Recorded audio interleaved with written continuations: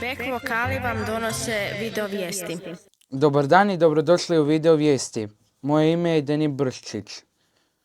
Noć knjige u knjižnici za slijepe. U sklopu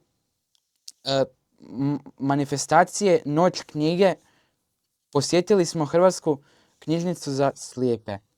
Učenici centra sudjelovali su na predavanju pod nazivom Zanimanje Vergilije od štenca do psa vodiča.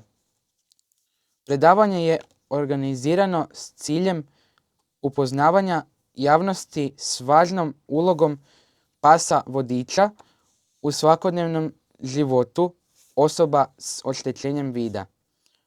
Tijekom predavanja učenici su imali priliku saznati kako izgleda proces odabira i školovanja psa vodiča od ranih dana šteneta preko specijalizirane obuke do trenutka kada pas postane pouzdan pratitelj i pomoćnik osobi s oštećenjem vida.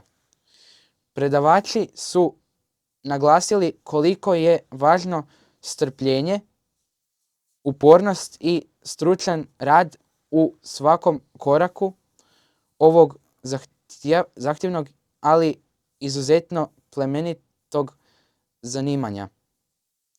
Posebno je istaknuta uloga pasa vodiča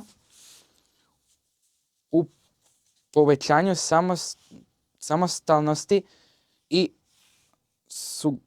sigurnosti korisnika, kao i emocionalna podrška koju pružaju.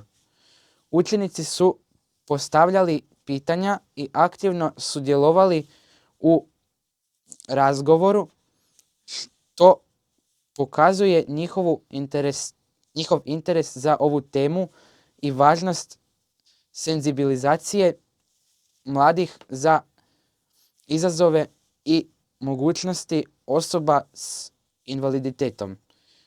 Ovakve edukativne aktivnosti redovito se provode u centru Vinko Bek, čime se dodatno osnažuje njihova misija potpune integracije i osposobljavanja učenika za samostalan život.